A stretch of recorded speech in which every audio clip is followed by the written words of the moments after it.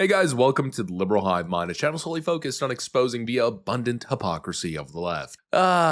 Did people really think that CNN was going to reform itself? Did people think that this new ownership group was going to come in and really make a positive change for the network? No, of course not. I certainly alluded to it, and mostly it was hope. I wanted to give them a little bit of the benefit of the doubt, but the entire time that we were covering all the reforms going on at CNN, I always said, take it with a grain of salt, this doesn't go nearly as far enough. And so the end conclusion ended up being, yeah, this network still sucks, and the addition of Scott Jennings isn't nearly enough to change that. Yep, they've learned absolutely nothing, and the Clinton News Network remains a straight-up fake news propaganda outlet that cannot be trusted, and this right here I think is the perfect example. CNN is once again doing exactly what you'd expect, deceptively editing clips and reacting in shock and awe. I mean, look at this face, does it not tell you all that you need to know? Yep, it's another one of those Rachel Maddow instances, feigning shock and dismay at just how horrible this incoming Trump administration is going to be, except the whole premise is built on a lie. Let me show you guys exactly what happened here. We got some stuff to get into, so let's roll the tape. Alright folks, so the headline reads as such, CNN's host's reaction to Tom Homan comments about Denver mayor speaks volumes. Take a look.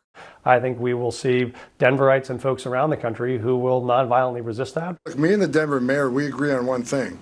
He's willing to go to jail. I'm willing to put him in jail. Oof. And so that's the clip from CNN, which, you know, in a certain way is a valid reaction, I guess. At least to the clip that they played, except there's a problem with that. They played like a 5-second clip and omitted all of the key context. Ooh, what a shocking claim, when we play only 5 seconds of it, in an attempt to make it seem as if Donald Trump is hiring all of his enforcers to attack and imprison his political opponents. Yep, you guessed it. There's a whole lot more to the clip. Tom, you heard this mayor out there in Colorado. I want to get your reaction to it. And I want you to be clear about who has jurisdiction, the federal government or state and local governments. And if you're a sanctuary state or city, are you breaking the law? You're absolutely breaking the law. All you have to do is look at Arizona versus U.S. You'll see he's breaking the law. But look, me and the Denver mayor, we agree on one thing.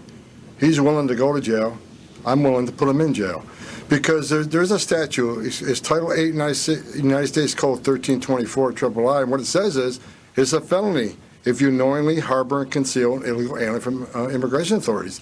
It's also a felony to impede a federal law enforcement officer. So if we don't want to help, that's fine. He can get the hell out of the way. But we're going to go do the job. President Trump has a mandate for American people.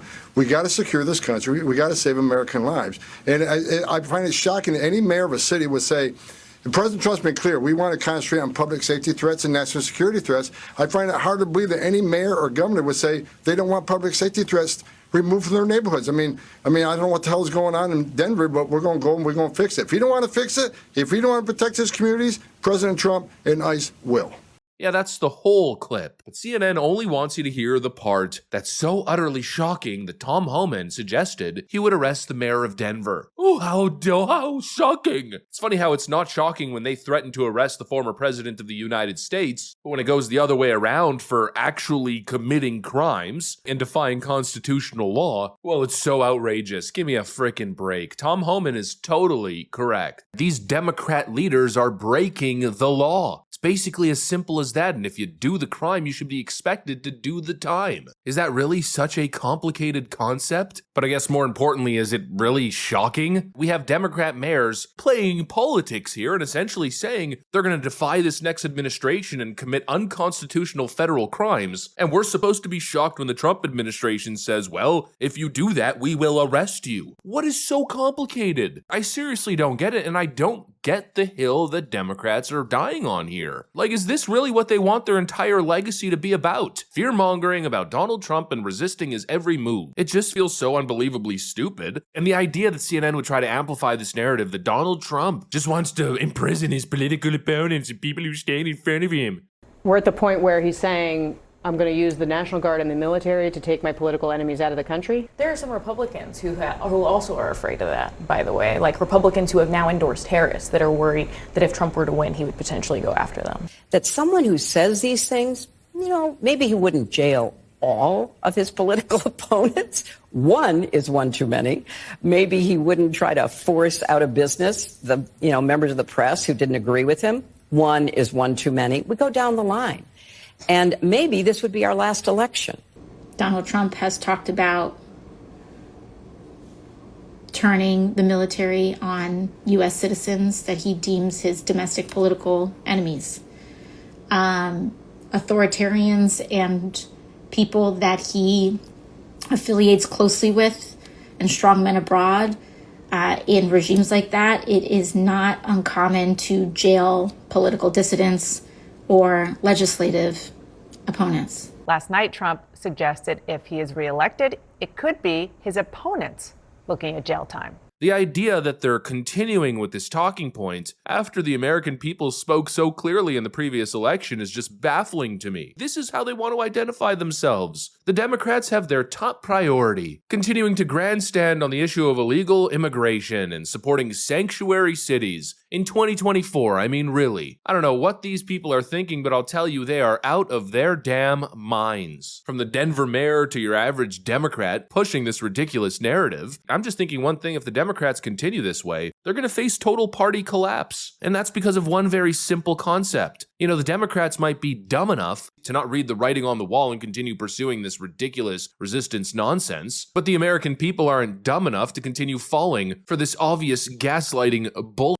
Let's be real. It's over. The mass illegal immigration grift is done. And I don't know what these people are thinking. I don't know, frankly, who this Denver mayor thinks he is, but I think he ought to get with the program. Tom Homan was correct in stating that there's a mandate here, and you probably shouldn't stand in front of it. The majority of the American population, that is the majority of the American population, supports Donald Trump's mass immigration plan. We've covered this a million times. I'm not going to show you guys more data. I've covered at least 6 or 7 polls decisively showing this. It's a fact. More than 60% of the population wants a secure border. That is the mandate. Trump won the popular vote. And so basically it's over. People got the memo. I mean, most Democrats got the memo. We have the story with Michelle Wu, the Boston mayor, not too long ago, trying to sound all tough and challenging Tom Homan, only to backtrack, what was it, like 24 to 48 hours later. And now we've got Democrat New York Governor Kathy Hochul essentially joining in.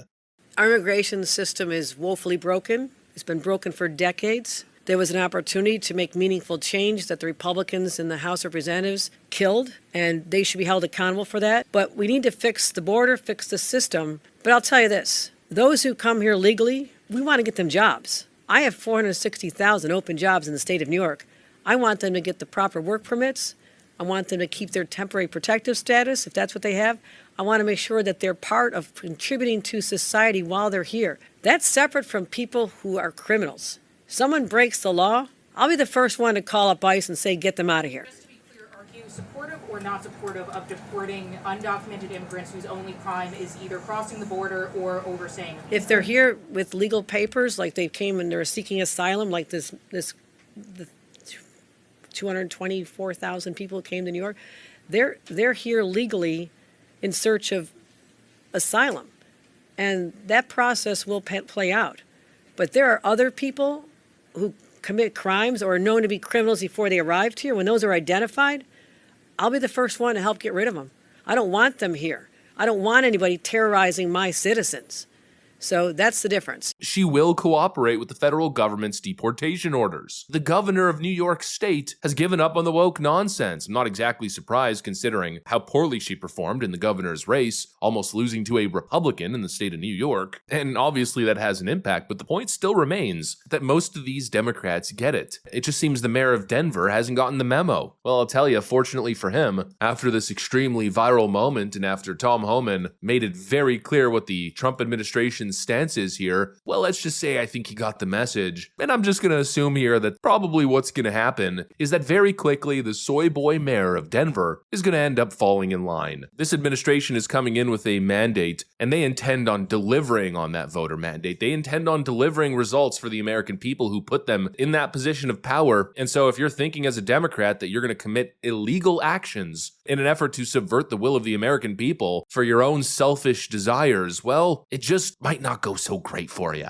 It might be one of those FAFO situations. I don't know about you guys. I don't know what the Denver mayor is thinking. I don't know what CNN is thinking, trying to misrepresent what's happening here and turn it into something that it's not. But I will tell you something, and I'll tell you it confidently. I don't think it's going to work because the tides have shifted, and I guess these doofuses have some catching up to do. Oh, so shocking that somebody would be held accountable for breaking federal law. How utterly absurd. Anyways, that's pretty much what I got for you guys on this one. Hopefully you enjoyed the video. If you did, make sure to leave a like and possibly subscribe to the channel. Thanks for watching, and I'll see you on the next one.